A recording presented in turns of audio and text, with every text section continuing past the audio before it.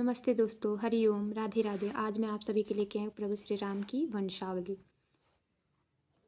तो सबसे पहले हैं परम ब्रह्मा परमात्मा ब्रह्मा जी के पुत्र हुए मारीच के पुत्र कश्यप के पुत्र विवस्वान के पुत्र का नाम था मनु के पुत्र का नाम था इक्ष्वाकु के पुत्र हुए कुक्षी के पुत्र हुए बिकुक्षी के पुत्र हुए बाण के पुत्र अनरण्य के पुत्र पृथु के पुत्र त्रिशंकु के पुत्र धुंधमार के पुत्र युवनाश्च के पुत्र मानधाता के पुत्र सुसंधि के दो पुत्र ध्रुव संधि और प्रसेनजित।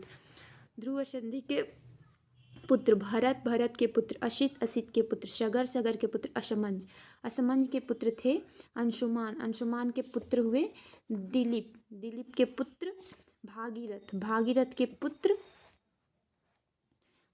पुत्र ककुत्थ के पुत्र रघु के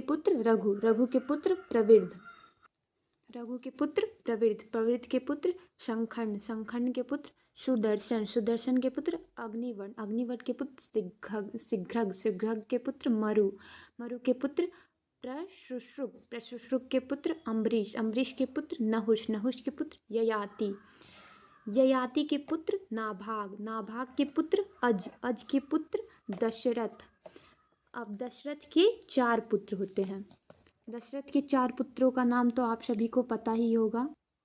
तो दशरथ के थे 4 पुत्र, राम, लक्ष्मण, भरत, शत्रुघ्न, जिसमें राम सबसे बड़े थे, उसके बाद भरत, तब लक्ष्मण और तब शत्रुघ्न। राम के 2 पुत्र लव और कुश। तो इस प्रकार ये हमारी ब्रह्मा जी की 39वीं पीढ़ी की श्री राम जी का जन्म हुआ था। धन्यवाद।